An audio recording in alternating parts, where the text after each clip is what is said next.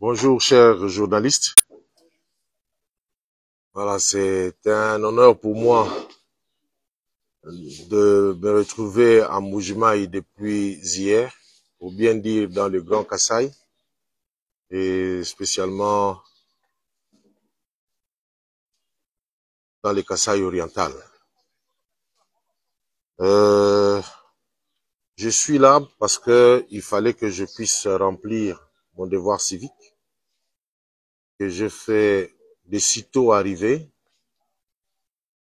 Je suis allé directement, j'ai fait le marathon avec les militants du parti, les frères et sœurs de Mbuji-Mayi. Nous avons marché ensemble jusqu'au lieu d'enrôlement. Nous sommes dans la politique active, comme étant parti politique. Nous soutenons la vision du chef de l'État. Nous soutenons le programme du gouvernement parce que la réussite de ce programme ferait la joie des Congolaises et Congolais. Et pour ce faire, il faudrait que nous puissions rester dans la logique du chef de l'État qui nous demande à ce que nous puissions faire la politique de manière démocratique. Nous sommes en train d'aller aux élections. C'est pour que nous puissions avoir une légitimité, avoir le droit de gérer ce pays de manière démocratique. Je sais que tout n'est pas parfait, mais néanmoins, la volonté du chef de l'État nous pousse à ce que nous puissions, encore une fois, lui faire confiance pour que le prochain mandat lui soit confié, car nous n'avons pas besoin de stagiaires aujourd'hui. Nous avons la situation de l'Est qui persiste, une réalité que nous avons héritée du pouvoir antérieur. D'une manière ou d'une autre, moi j'appellerais cela, il y avait une paix organisée, mais en réalité, la bombe ou encore le problème n'était pas encore entièrement résolu. Et le chef de l'État et nous tous qui sommes de ceux-là qui soutiennent le programme et la vision du chef de l'État, nous sommes en train de nous battre pour qu'il y ait des solutions durables. Sur le plan diplomatique, nous avons haut et fort dénoncé comme jamais ça n'a été. Le chef de l'État a, de manière diplomatique, sur le plan international, convaincu la communauté internationale que c'est le Rwanda qui continue à nous jouer ce sale tour. Mais néanmoins, ici, je voudrais rappeler à nos frères rwandais, parce que nous ne déplacerons jamais le Rwanda. Mais néanmoins, si cela devait devenir une nécessité, il faudrait que nous puissions faire de sorte que le Rwanda devienne une 28e province de la RDC. Nous avons 26 provinces et que le Rwanda devienne 27e province. Cela pourrait peut-être nous amener la paix et aussi nos frères qui se disent qu'ils sont congolais mais qui sont rwandophones. Nous ne disons pas qu'ils ne sont pas acceptés en RDC. Être rwandophone, cela ne veut pas dire être rwandais. Nous connaissons la différence entre un rwandophone et un rwandais. Nous sommes francophones, mais nous ne sommes pas des Français. Donc nous connaissons très bien la différence, que le président Kagame ne pense pas que nous sommes si ignorants, mais que nos frères rwandophones aient une position, une et unique position. Ils se disent, soit ils sont rwandophones congolais, ou ils sont rwandophones rwandais. Et ils doivent soutenir la position du gouvernement qui est clairement étalée jour et nuit par le chef de l'État. Et pour chuter, la province du Kasaï oriental connaît beaucoup de réalités, mais vous savez, une personne ne peut que souffrir s'il attend de quelqu'un d'autre son bonheur. Mes frères et sœurs du Kasaï oriental, nous devons savoir que aussi longtemps que nous attendrons des autres, aussi longtemps que nous penserons qu'il n'y a que les autres qui viendront faire quelque chose pour nous, nous n'allons pas décoller. Je sais que nous sommes un peuple dynamique, très apprécié dans d'autres provinces, très apprécié même dans la diaspora, à l'étranger, mais si nous pouvons à un certain moment nous dire que nous ne comptons sur personne, nous comptons sur nous-mêmes. Et nous allons voir que, et ça ce n'est pas moi qui le crée, je lisais un jour Shakespeare qui disait que la personne qui souffre, c'est la personne qui attend de l'autre. Je vais déplorer ici le fait que l'évangile en RDC a été un peu biaisé pour des raisons de business. On nous a appris d'attendre même les Chomba Chakabiola de Dieu. On nous a appris que même la réussite aux examens d'État viendra de Dieu. Mais laissez-moi vous dire ici que il n'y a aucun chef de l'État au monde qui a développé seul une nation. Il n'y a aucune nation au monde qui s'est développée au nom de Jésus-Christ. Toute nation, tout peuple ne peut s'élever, ne peut voir son développement que par son travail. Nous disons que diamant, mais quand nous sommes dans d'autres provinces, il y a les diamants là-bas. Donc nous qui nous a dit que nous Kasaïens, nous ne pouvons que vivre du diamant. Qui nous a dit ça? Donc notre Kasaï ici n'a pour potentialité que le diamant. C'est faux. Parce que quand nous sommes à Kinshasa, est-ce que qu'est-ce qui se passe? Quand nous sommes au Katanga, il n'y a pas de diamant là-bas. Nous sommes à l'Équateur, il n'y a pas de diamant. Mais comment nous progressons? C'était pour dire que nous avons beaucoup de potentialités, que nous pouvons développer nous-mêmes ici sur place, de la même manière que nous développons ça ailleurs. Donc nous pouvons réussir à faire de grandes choses ici, en commençant par, j'ai toujours aimé quelque chose chez nous ici, Kasaï dit, du Mohel.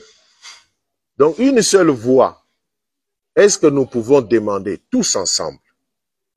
Je demande aux filles, aux fils du Kasaï oriental que nous devons demander une seule chose. D'abord, le désenclavement de notre Kasaï oriental. Vous pouvez nous amener l'électricité, vous pouvez nous amener tout ce que vous voulez, aussi longtemps qu'il y a le désenclavement et il y a l'enclavement, c'est que nous serons toujours en train de peiner, même pour ce que nous pouvons amener ailleurs, tout comme les business que nous pouvons ramener dans notre province. Il y a beaucoup de gens qui veulent venir aussi faire du business ici, mais ils sont découragés simplement par le fait que nous sommes enclavés. Alors je clôture par le fait de dire que, je venais de le dire très récemment après de longues réflexions, que 145 territoires, nous devons savoir que la République démocratique du Congo est composée de 145 territoires.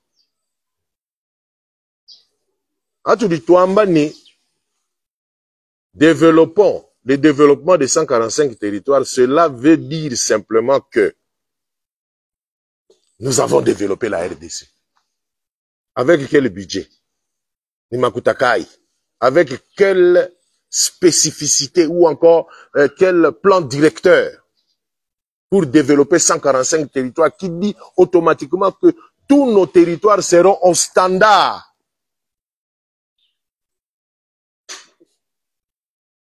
d'autres territoires que nous voyons en dehors de la RDC, qu'on appelle développés. Nous, plutôt, nous disons que nous ne voulons pas que le gouvernement puisse tromper le peuple, que le gouvernement puisse tromper les chefs de l'État. Parce que le chef de l'État, il est garant du bon fonctionnement des institutions. Et nous savons nous avons des institutions, en commençant par le chef de l'État lui-même, c'est une institution. Le gouvernement est une institution de la République. Est-ce que ça fonctionne bien? Nous jugeons le chef de l'État à travers ça. Est-ce que le Sénat fonctionne bien? Nous jugeons le chef de l'État à partir de ça. Est-ce que le Parlement national fonctionne bien? Nous jugeons le chef de l'État à travers cela. Est-ce que l'organe judiciaire fonctionne bien? Nous jugeons le chef de l'État à travers cela. Mais et tout, tellement que on nous a beaucoup menti. Donc, en RDC, nous pensons que le chef de l'État doit faire même le travail du chef de la rue. Qu'il fasse même le travail du bourgmestre. Nous commençons à juger un président de la République par rapport à... On a arrangé le rond-point. Nous devons demander à nos ministres de stopper, de tromper la population à un certain moment, de faire trop les enfants fidèles du chef de l'État. Oh non, sur l'impulsion du chef de l'État. Est-ce qu'on ne peut pas foutre la paix au chef de l'État? Qui détient le budget de ce pays? Qui présente le budget devant le Parlement? Est-ce que c'est le chef de l'État? C'est le gouvernement, le Premier ministre.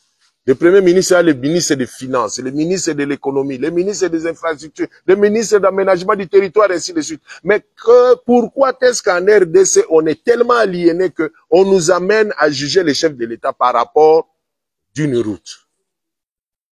Et nous disons que les 145 territoires, ce projet-là est chimérique. Nous demandons à ce qu'on nous dise de l'eau dans les 145 territoires. Ça, nous pouvons comprendre. L'électrification des 145 territoires, ça entre dans la tête. La connexion entre les 145 territoires, par train, par route, ça entre dans... Mais pas nous dire automatiquement développement des 145... Bon, à partir d'où? On peut commencer à partir d'où? Développer 145 territoires. Bon, on commence par où? Prenons même Katanda ici à côté. Bon, nous commençons par quoi pour développer Katanda?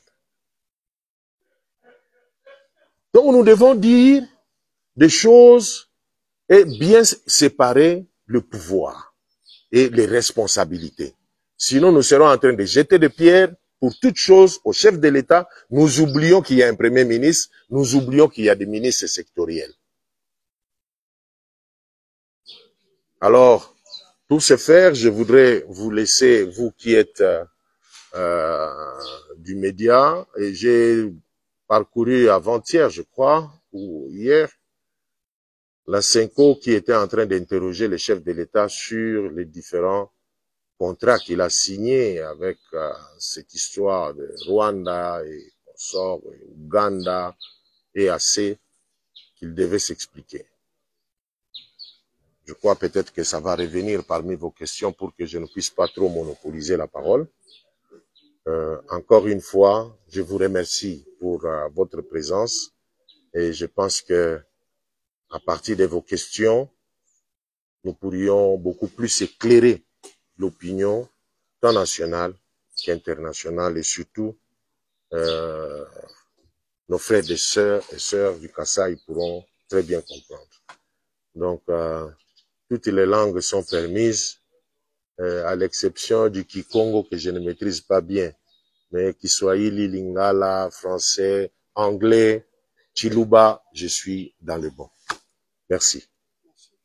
Pour vous présenter, naturellement, vous dites le média de provenance, puis vous posez au moins deux questions. Qui est le premier? Oui, on s'en va.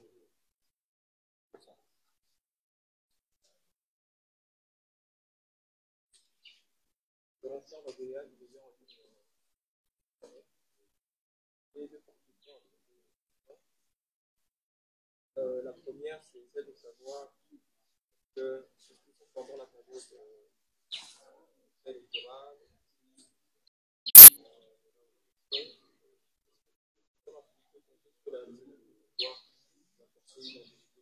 peut compter sur la MCI votre parti. Avoir critiqué souvent la campagne. Je reviens sur le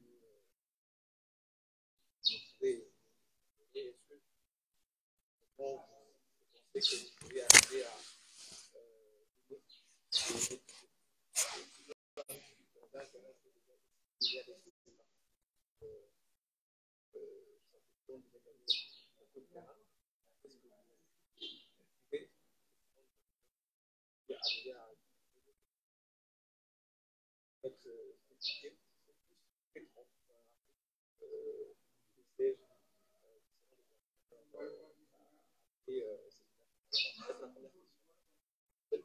ça concerne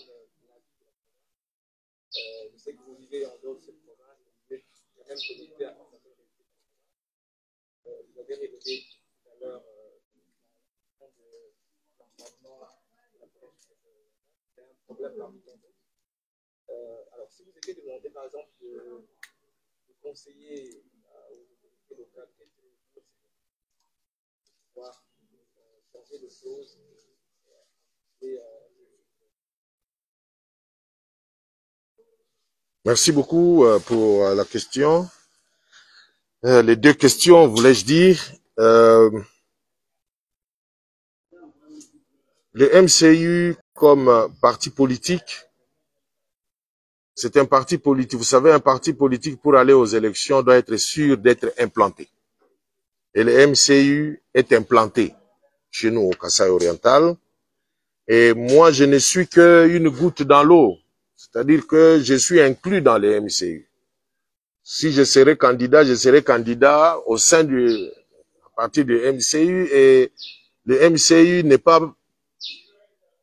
pas nécessairement moi parce que tout autre candidat peut gagner grâce à l'implantation du parti politique MCU. Vous savez la différence entre les MCU et d'autres partis politiques, que les MCU restent main propre. Et le MCU a toujours eu une objectivité. Pourquoi est-ce que nous voulons rentrer dans les institutions par les élections? Nous ne voulons pas faire le couloir, parce que s'il fallait faire le couloir pour obtenir un poste, en tout cas, ça aurait été déjà fait depuis très longtemps. Mais on a refusé de faire le couloir. Nous avons dit nous allons rester avec notre population et nous allons affronter les élections.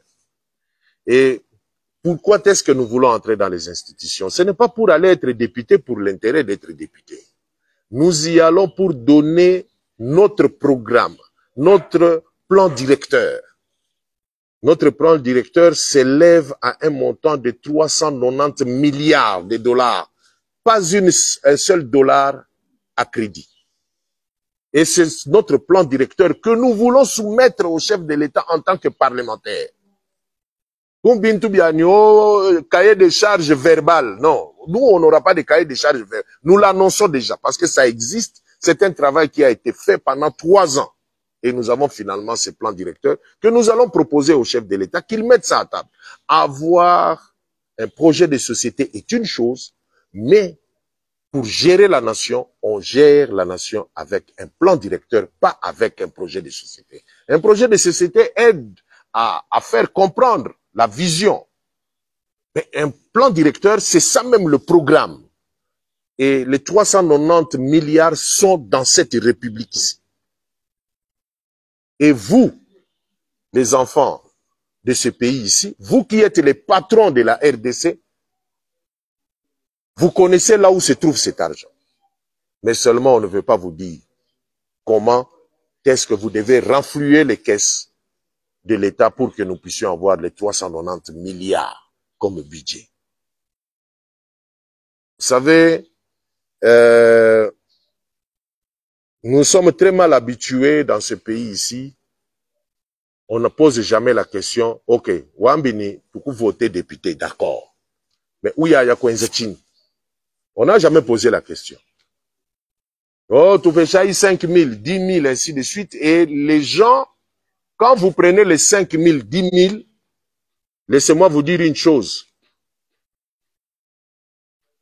Cette personne-là, Neshibakishi, Dieu aura pitié de lui parce que toi, tu as mangé de son argent. Et tu dis que non, je mange, bouffons son argent, mais ne le votons pas. C'est faux. Ils auront pitié de lui parce qu'il a dépensé de son argent que toi, tu as bouffé. Alors que toi, tu es le patron. Nous, la population, nous sommes patrons. Vraiment, je n'ai jamais compris. Tu donnes à quelqu'un de l'emploi, toi, le patron, tu lui demandes à ce qu'il te donne de l'argent. Maintenant, les gérants, là, il deviendra ton patron. Il deviendra automatiquement ton patron parce que s'il a vendu la maison de son grand-père, la maison de son père et sa parcelle à lui, vous voulez qu'il fasse comment? Qu'il dorme dehors? Il doit récupérer ça pendant les 5 ans. C'est pourquoi quand vous commencez à l'appeler, il ne vient pas. Mais tout réautombéné, tu votes dans la chanana. Dans une photo noir et blanc, c'est bon. Parce que nous avons la volonté de servir, mais nous n'avons pas les moyens, nous n'avons pas où voler. C'est ainsi que nous sommes les premiers à dénoncer les voleurs. Nous avons voté le chef de l'État, mais nous avons oublié que le chef de l'État ne peut pas travailler seul. À part voter le chef de l'État, le reste, nous avons voté des voleurs. Maintenant, vous voulez qu'ils fassent quoi? Donc, la faute revient à nous, la population. Et cette fois-ci, prenons nos responsabilités comme étant des patrons de ce pays. Les chefs de l'État, c'est notre travailleur. Tout ce monde-là, les gouverneurs, tout ce monde-là sont nos travailleurs. Mais pourquoi est-ce que nous ne nous mettons pas à notre place? Cette fois-ci, faisons des choses sérieusement. Allons aux élections. Nous, les MCI, nous sommes prêts. Même si on dit demain matin déjà qu'on dit élection, nous sommes prêts à y aller. Donc, et nous sommes très sûrs que nous allons gagner au nom de la population, au nom du peuple à qui nous allons devoir en retour son développement et surveiller le fonctionnement des institutions. Pour le Kasaï, vous avez posé la question de savoir, mais quel conseil je donnerai? Je vais commencer par demander à ce que tous les projets de développement, tous les projets de développement puissent, que l'argent qui finance les investissements, dont le financement vient du gouvernement, que cet argent soit entre les mains du gouverneur. Qu'on arrête cette histoire de l'argent est piloté par quelqu'un qui vient de Kinshasa. Pourquoi nous avons un gouverneur? Pourquoi? Si l'argent, les financements des investissements doit venir au travers de quelqu'un qui est à Kinshasa pour venir exécuter alors que nous avons un gouverneur ici à qui nous pouvons poser des questions sur comment cet argent a été géré, il ne sait pas nous répondre parce que lui-même ne sait même pas que ce projet a commencé quel jour.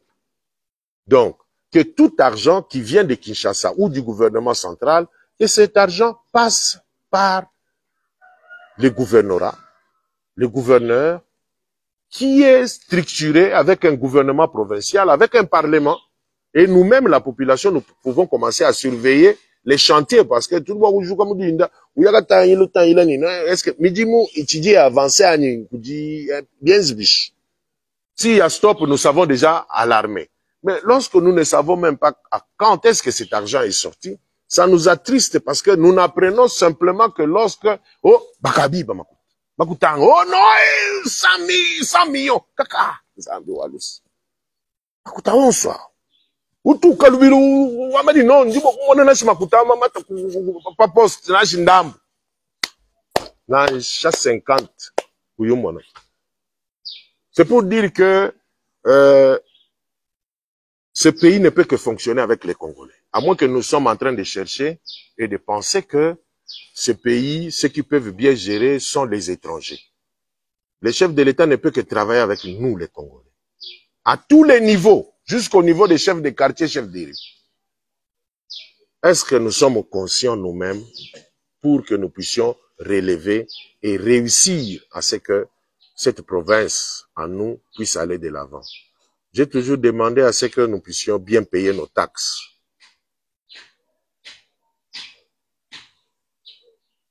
Je voudrais poser la question ici, je me pose aussi moi-même la question. Quand nous ne payons pas la taxe, mais le dimanche nous allons à l'église, vous pensez que nous ne sommes pas des voleurs? Ou du mouif? Oui, ou du mouif. Ou bien on fait régie des eaux, ou du mouif. Ou bien on fait SNL, ou du mouif.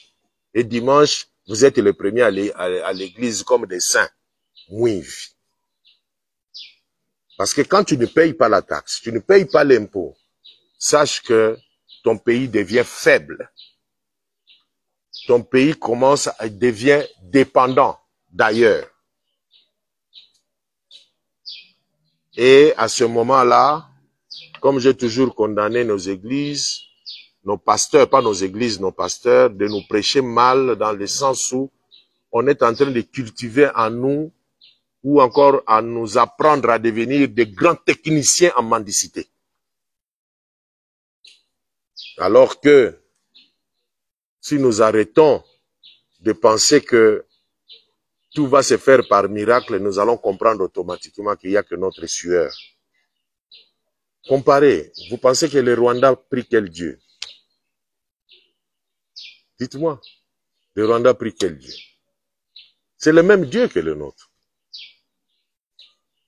Ceux qui ont détruit l'Amiba, pendant qu'ils étaient en train de voler, vous pensez qu'ils volaient au nom de qui? Ils disaient qu'en tout cas, Nzambi Walusa, vraiment, là, cet argent quand même est sorti, personne n'a détecté. Quand les gens détournent l'argent du gouvernement, vous pensez que eux disent quoi à leurs femmes et à leurs enfants? Que Dieu est bon. Le chantier là est terminé. Nous venons de construire le 3e immeuble. Il dit au nom de Dieu. Le voleur qui a volé chez toi aujourd'hui la télévision, vous pensez qu'il a dit quoi à sa femme? Il a dit en tout cas Dieu est bon parce que Boutoukouabou, Nkwambila ne basala ibobo fita nous 2 mètres nani donc vraiment tu vas tout faire la télévision. Celui qui fabrique les cercueils, vous pensez qu'il prie quel Dieu? Un Dieu différent de vôtre. Quand il promet à sa femme que non, en tout cas, on va payer, je vais payer déjà, je vais solder tous les Minerval. Il attend quoi? Vendre les cercueils. Pour qu'il puisse vendre les cercueils, il doit y avoir un mort. Les médecins, ils prient qui? Le même Dieu que toi. Mais lorsque le médecin n'a pas de malade, il risque de dormir affamé chez lui. C'est-à-dire que Dieu nous a laissé nous-mêmes. Parce qu'il nous a donné le pouvoir de connaître le bon et le mal. Arrêtons d'embêter Dieu. Regardons-nous, toi et moi, en face. Vous allez voir que nous allons décoller en un clin d'œil. Parce que nous avons toutes les potentialités. Nous pouvons respirer. Nous avons, en tout cas, nous pouvons, je crois en RDC, il doit y avoir 0, quelque chose de pourcentage d'handicapés. Mais le reste, nous sommes valides. Donc, nous pouvons travailler. Nous pouvons faire des merveilles. Donc, les dieux des pauvres et des riches n'existent pas. Dieu est Dieu. Et Dieu donne à qui il veut, quand il veut, comme il veut, pendant que tu travailles.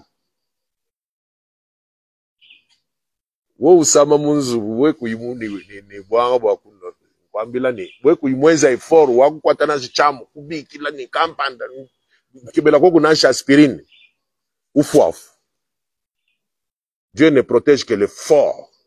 Dieu ne protège que ceux qui sont déterminés à réussir. Et les pasteurs nous aident spirituellement à être debout. Ils nourrissent notre esprit. Ils ne nourrissent pas notre espoir. C'est là que nous devons mettre la différence. Ils ne nourrissent pas notre espoir, ils nourrissent notre esprit. Et nous devons séparer. À César ce qui est à César, à Dieu ce qui est à Dieu. Voilà. Merci beaucoup. Une autre question, des autres questions? Merci beaucoup, Président. Je suis Emmanuel Kalenga de la radio-télé-fraternité de Le Monde. Vous venez de parler tout à l'heure de votre parti qui va soutenir le président Félix aux élections de 2023, car votre parti ne voulant pas de stagiaires à la tête du pays. Votre président a prôné un état de droit.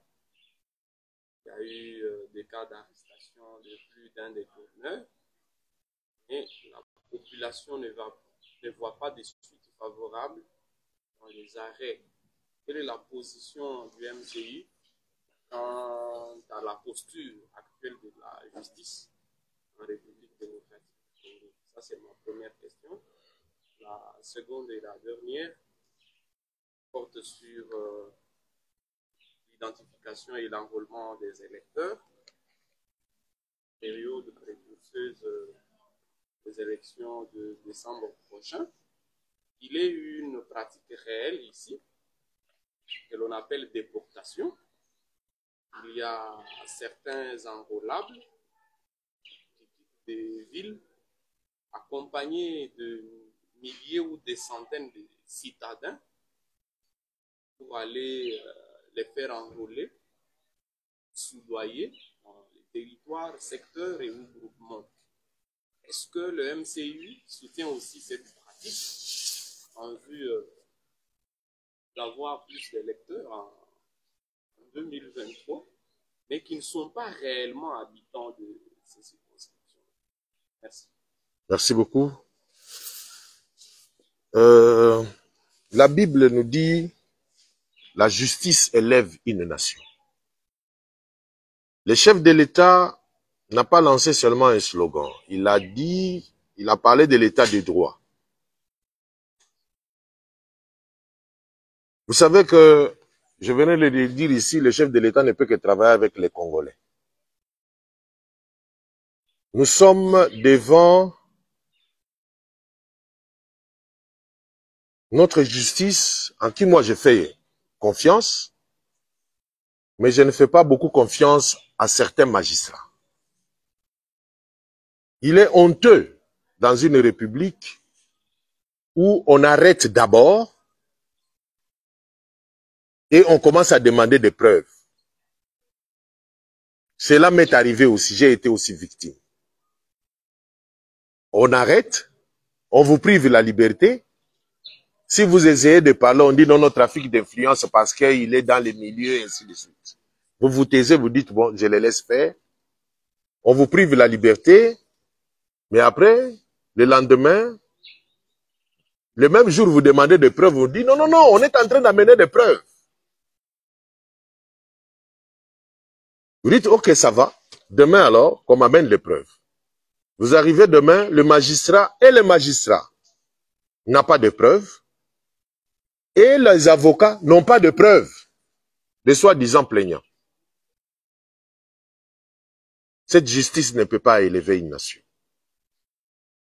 Les différentes autorités qui ont été interpellées par la justice, la justice a-t-elle mené des investigations ou la justice s'est fiée au fait que parce que moi et M. Tel ne nous entendons pas, je le pointe du doigt comme ayant volé. Et à la fin, la justice est très honteuse. Pourquoi? Parce que d'une peine, je donnerai un exemple, d'une peine de 20 ans à 0. Est-ce vraiment ça la justice?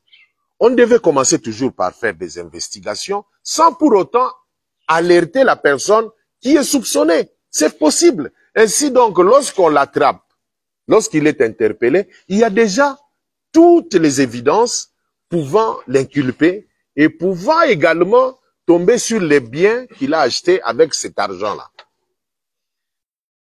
Le chef de l'État est comme en train de se battre seul contre tous, compte tenu de l'inconscience de nous-mêmes, peuple congolais, parce que les magistrats ne viendront que de nous, peuple. Ils ne viendront pas du ciel. Quelle est la conscience que nous avons? Et pourtant, notre justice devait être une justice préventive. C'est-à-dire que j'ai peur de faire du mal, parce que je serai interpellé, et ces preuves ici vont apparaître en justice. Mais chaque fois quand on arrête, il n'y a pas de preuves. Et la personne est relaxée après. Ça fait mal, ça fait tiquer.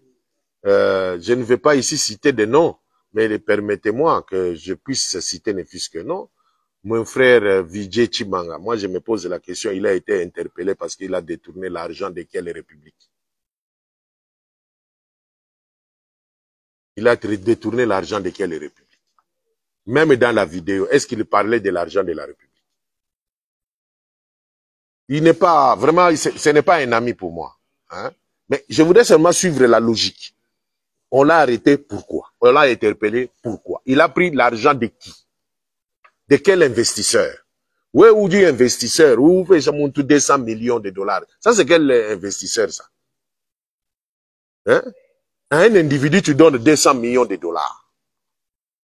Mais jusqu'aujourd'hui, il n'y a pas de preuve de 200 millions. Comment on a remis, je ne sais pas. C'était à la main, en main propre 200 millions de dollars ou bien c'était comment? Et cet argent dont il parlait de leur business privé. Rien à voir avec la République. Qui est plaignant? Il parlait en anglais. Et c'est pour ça qu'on a trompé, on a voulu tromper l'opinion, comme pour dire c'est un coup de filet que la justice congolaise vient de faire. Ce n'est pas bien. Nous devons différencier le business avec les affaires de l'État. Et cet argent est où? Où est la preuve qu'on a transféré les 200 millions dans un compte? On ne voit pas. Tout ça parce qu'à un certain moment, on pense que ceux qui sont proches du chef de l'État, il faut les affaiblir pour montrer que le chef de l'État travaille avec des malhonnêtes. Moi-même, ici, j'ai été victime d'une interpellation. Vous savez, on parle de 3 millions de dollars. 3 millions de dollars. Je demande la preuve qu'on m'a donné les 3 millions de dollars. On me sort ma carte de visite. Je dis, maman, carte de visite, vous connaissez, non? Qu'on distribue aux gens comme des petits pains, tu donnes à tout le monde. C'est ça la preuve qui montre que on m'a remis 3 millions de dollars. Et ça s'est passé sous notre justice. Et le plaignant, vous savez, il est où? À l'étranger. Et il a signé dans son pays. Dans son pays là-bas, il a signé. Fait dans telle ville de tel pays. Et interpellé. Donc, comment on peut imaginer qu'on donne à quelqu'un 3 millions de dollars en main comme ça? Pas de transfert, rien en main. Et puis la preuve, donc comme décharge, c'est ma carte de visite. Nous devons protéger cette république ici. Nous devons protéger les hommes d'affaires, fils de ce pays. Quand ils sont dans leur business, si réellement ils ont fait un business, encadrez-les. Parce que le Nigeria est Nigeria aujourd'hui grâce aux hommes d'affaires. Nous allons aussi au Parlement pour faire voter des lois qui protègent les hommes d'affaires congolais. Le Kenya est Kenya aujourd'hui grâce aux hommes d'affaires. Nous envions tous ces pays que nous sommes en train d'envier, se sont développés, en grande partie, ont été développés par des hommes d'affaires. Mais tu peux dire, non, moi, vous dites, nous sommes chez nous ou nous sommes en dehors de chez nous? Si mon jeune frère ici, c'est comment vous avez dit encore le nom? Emmanuel. On apprend que Emmanuel Mwabe ou Moupeta Djiboua, il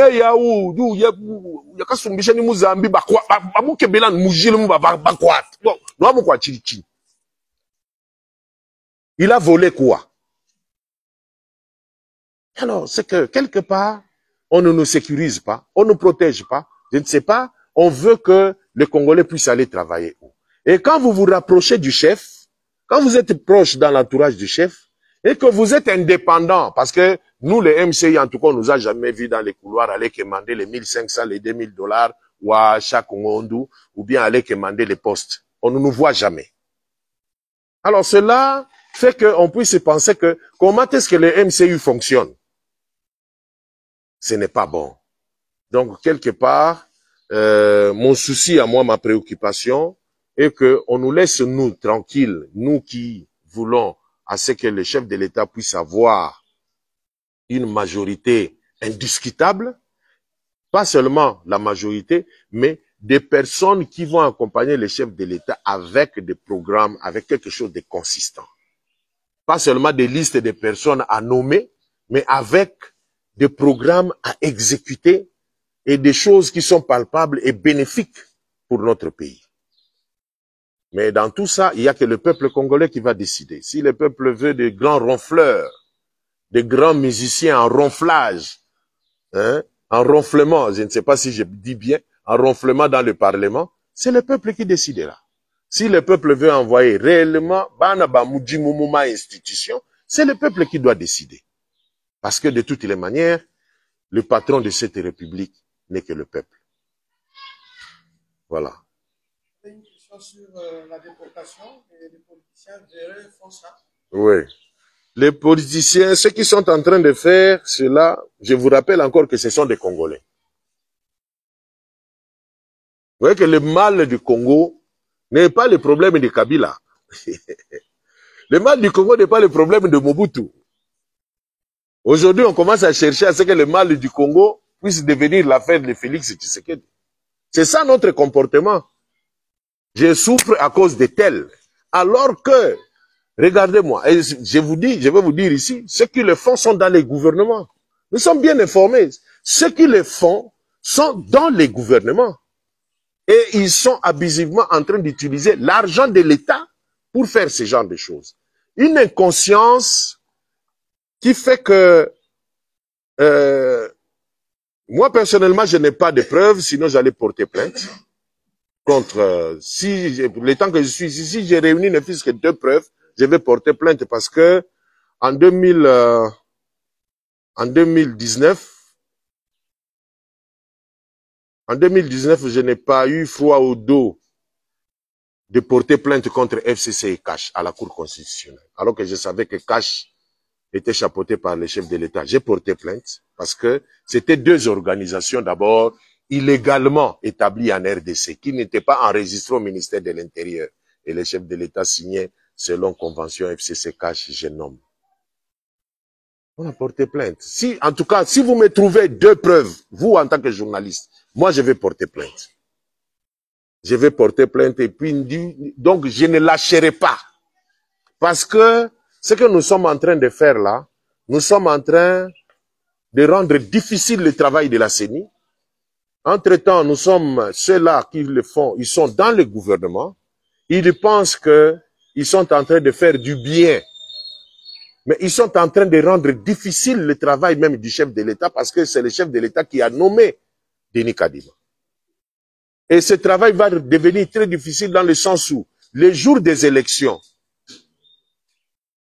ces gens-là peuvent ou ne pas partir voter dans l'autre milieu. Ils auront déjà eu leur carte, c'est l'essentiel, ils vont rester à la maison. Qui seront perdants? C'est la ville de Mbujimaï qui sera perdante. Va réduire encore son quota. Ont-ils le souci que la ville de Mbujimaï puisse réduire son quota de députés? Est-ce qu'ils sont sûrs que le quota que la ville de Mbujimaï va perdre, eux vont gagner ça? Mais peut-être que c'est Otuele qui va gagner ce quota-là. Et le Kasaï oriental aura perdu à cause de ce genre de choses où la personne peut se retrouver venue. Il s'est enrôlé dans un autre territoire, il veut voter dans une commune de la ville de Mbujimaï. Quand on va lui dire que tu ne peux pas voter ici, il va se fatiguer, va rester à la maison. Et vous voyez tous ces préjudices-là. J'ai toujours dit que la RDC ne compte que 17% d'intellectuels. Vous allez vous énerver, mais laissez-moi vous dire que ce n'est pas une insulte parce que moi-même je suis congolais aussi. 17% d'intellectuels parce que les diplômes ne disent pas l'intellectualisme, n'a rien à voir avec l'intellectualisme. L'intellectuel, c'est celui qui nourrit son intellect tous les jours et a cette conscience intellectuelle. C'est ça un intellectuel. L'intellectuel n'est pas celui qui a fini, qui parle très bien français. C'est pas ça le problème. Sinon, tu dis 85%. alors que nous ne sommes que 17% d'intellectuels. C'est très triste, mais c'est à vous aussi, les journalistes, de dénoncer. Merci pour cette question, mais j'aimerais, après la conférence de presse ici, donnez-moi quelques preuves. En tout cas, moi, je porterai plainte à partir d'ici et je vais amener la plainte là-bas, parce que comme ce sont des excellences, ils ont une institution qui doit les interpeller et je les ferai le plus vite possible. Merci. Oui, je suis Emmanuel Pouza de la SDPC. Et des questions. La première question, le président Félix Tshisekedi a besoin de tout le monde pour une majorité parlementaire confortable en 2023. Et au Kassai oriental, certains élus de presse, je les cite nommément parce que j'ai des preuves, estiment que les autres partis politiques ne sont pas importants et que seul l'UDPS peut donner la majorité parlementaire au chef de l'État. Quelle est la position de votre parti? La deuxième question, vous ne l'avez pas évoqué dans votre exposé, mais du 14 au 15 février 2023, un conclave a été organisé à Kindu. Ce conclave a réuni plus de 500 ressortissants de la province du Maniema. Ils ont peaufiné des stratégies, parlé de la réconciliation, parlé de la paix, de l'unité et le développement. Qu'est-ce que vous, de l'espace Grand Kassai, vous manquez? Merci. Merci beaucoup. Je ne suis pas membre de l'UDPS. Je n'ai jamais été membre de l'UDPS.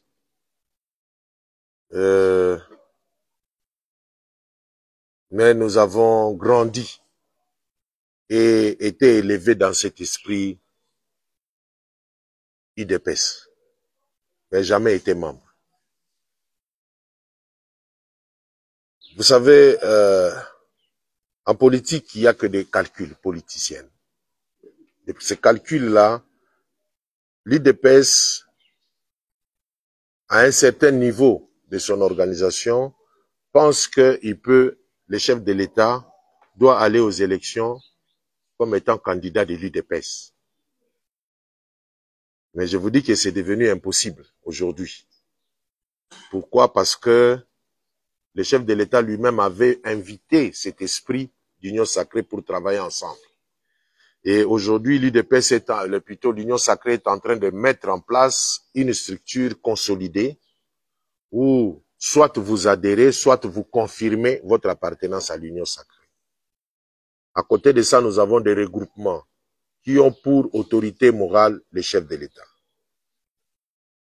Je voudrais que nos camarades de l'UDPS puissent avoir leur apaisement,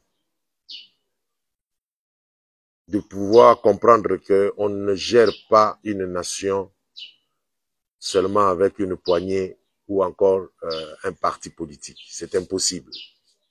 Nous n'en voulons plus que les chefs de l'État puissent avoir une minorité au Parlement et commencer à négocier.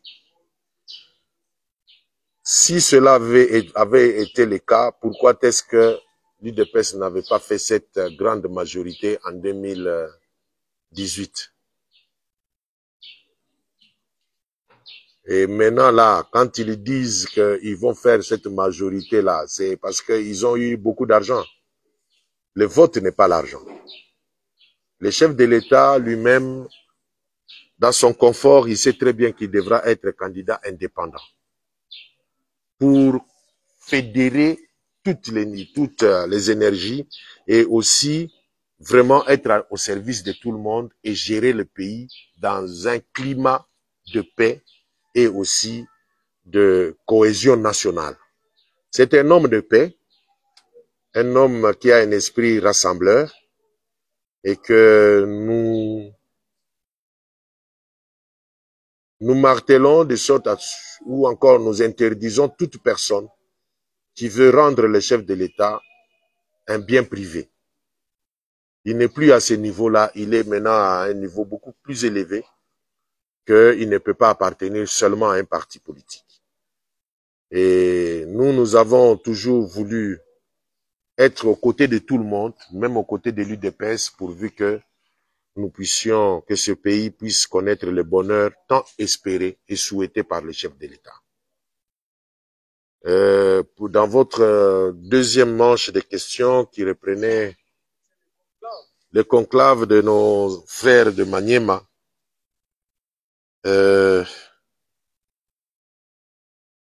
nous avons jusqu'ici été distraits par le fait de penser que le chef de l'État était le leader du Kasaï oriental. Nous nous sommes trompés. Il n'est pas leader du Kasaï oriental. Le chef de l'État a transcendé les limites des provinces.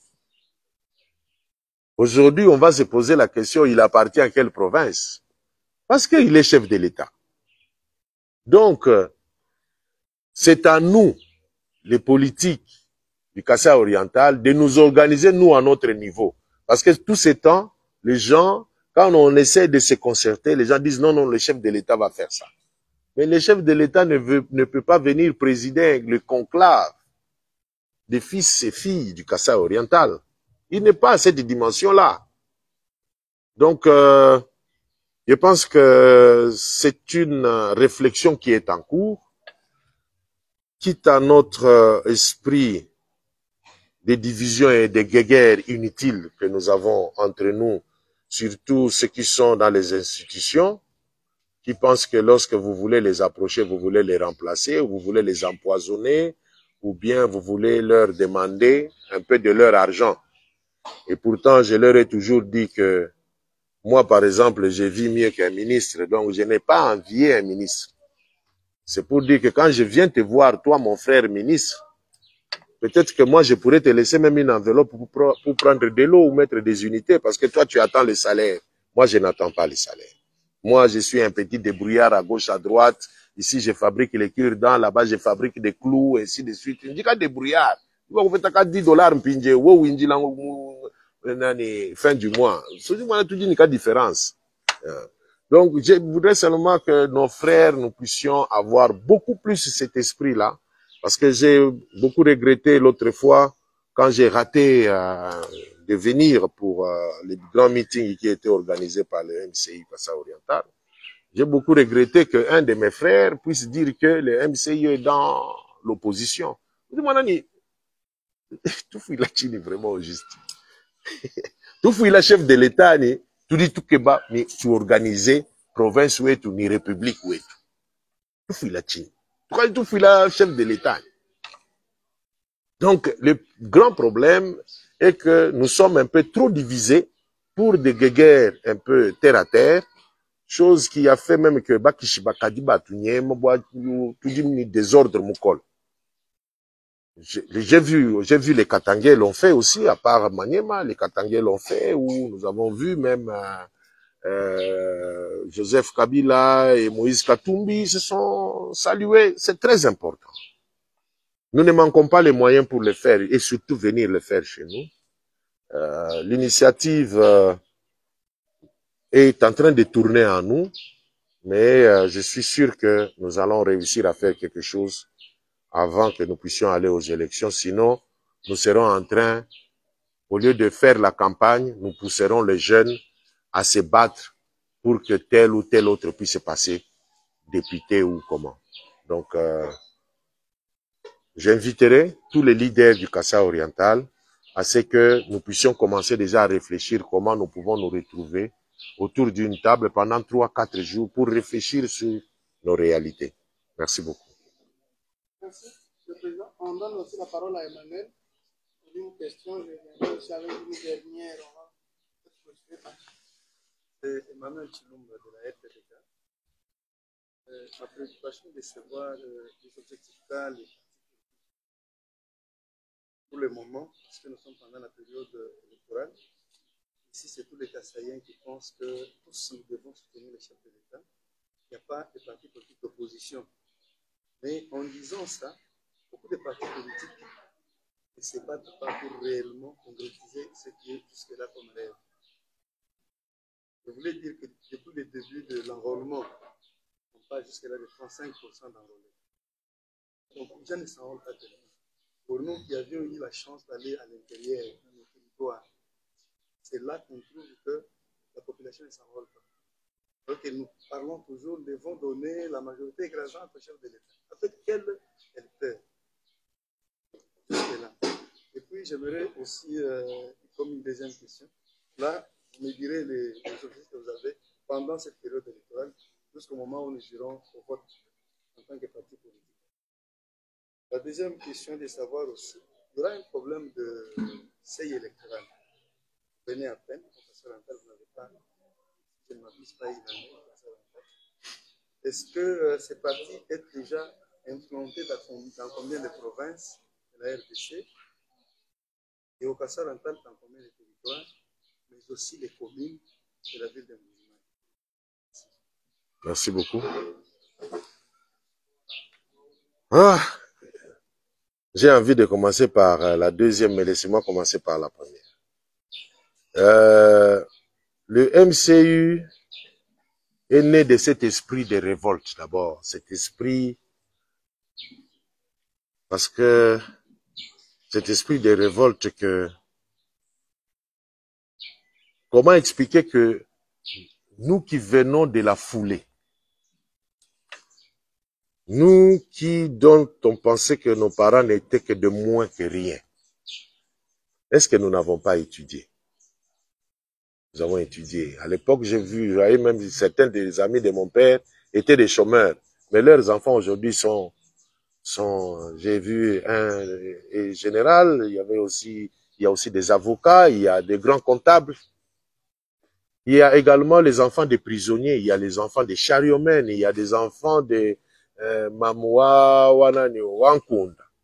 Tout ça, tous ces enfants, ils ont grandi, certains ont notre âge, certains ont aussi votre âge. Mais si l'on pensait que nos parents étaient de moins que rien, est-ce que nous sommes obligés d'être dans cette philosophie-là? Et pourtant, nous constituions la classe majoritaire en RDC. Moi, pourquoi ce n'est pas nous qui sommes nombreux dans les institutions? Parce que nous connaissons le mal profond de cette république. C'est parce que nous n'avons pas l'argent pour la campagne? Ou qu'est-ce qui se passe entre nous? C'est de cet esprit-là qu'est né le MCU. Le MCU, comme étant parti politique, comme tout parti politique, c'est un indicateur civique de la population. Le MCU veut accéder aux institutions après toute cette période ici, parce que le MCU a quelque chose à proposer. Non seulement à la population, mais également au chef de l'État. Également à des différentes institutions. Nous avons des propositions à faire. Nous n'y allons pas parce que nous avons un souci de rouler aussi dans des palissades. Non. C'est pas ça la préoccupation. Et nous voulons à tout prix que cette fois-ci, quelle que soit l'appartenance des partis politiques, mais que ce soit cette classe-là, majoritaire dans la population, que cette classe entre dans les institutions, parce qu'au moins cette classe aura des propositions réelles. Je me suis toujours posé beaucoup de questions, de savoir si réellement nous avons la députation nationale chez nous. Si au moins nos députés au niveau provincial fonctionnent, votent quoi? Quelles sont les lois? J'ai vu au niveau national, on commençait même à fixer, on voulait voter une loi fixant la dot. J'avais, ces jours-là, la télévision, en tout cas, j'ai eu honte de moi-même. Je suis allé d'abord regarder au miroir, je me suis dit vraiment, alors que nous avons encore plein de choses qu'il faut réglementer. nous avons jusque-là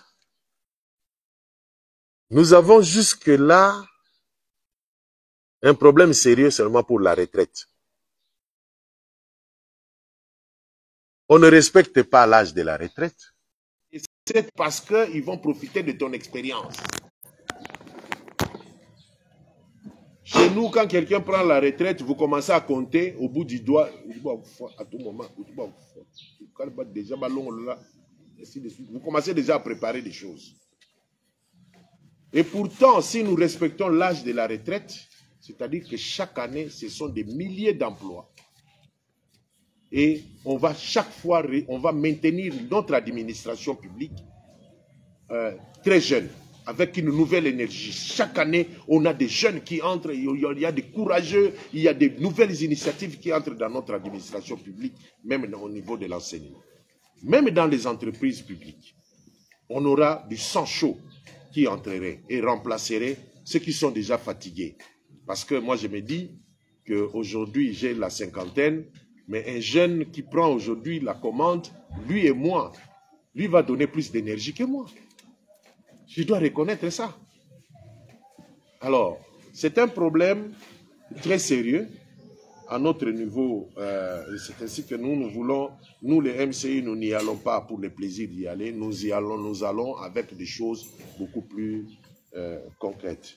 Le MCI, pour votre information, n'a pas une année. Le MCI a 5 ans d'existence. Nous sommes dans 24 provinces. Ici, au Kasaï oriental, c'est depuis quand? Aidez-moi un peu. Juin 2022. Voilà.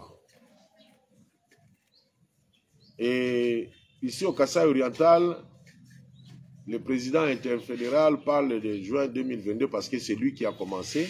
Les autres qui commençaient, ils tâtonnaient. Et en Andanjika, les MCI étaient déjà là. À Mwenedi, tous les MCI étaient déjà là. C'est lui qui a pris la commande ici de manière beaucoup plus sérieuse parce que on avait, comme je dis toujours, les mâles, c'est nous-mêmes Congolais. Donc, vous pensez, quelqu'un pense qu'il va s'enrichir, le parti politique va le rendre millionnaire, alors que le parti politique, c'est un cadre qui peut vous permettre à ce que demain vous puissiez être au service de votre peuple. Et où est-ce que nous sommes dans les Kasaï oriental? D'abord, nous sommes dans 24 provinces. Où est-ce que nous sommes dans les Kasaï oriental, les territoires? Nous sommes à Chilenge, nous sommes à Katanda, nous sommes à Lupatapata, merci beaucoup, à Miabi. Donc, là où je douterais, c'est peut-être à Kabeya-Kamwanga. Là, je n'ai pas encore entendu. Nous sommes jusqu'à Kamiji. N'est-ce pas? Voilà. Donc, nous sommes quand même un parti qui a un discours. C'est ça notre force et notre chance. Et c'est un peu en gros. Et nous sommes prêts à aller aux élections. Et nous savons que nous sommes de ceux-là qui seront...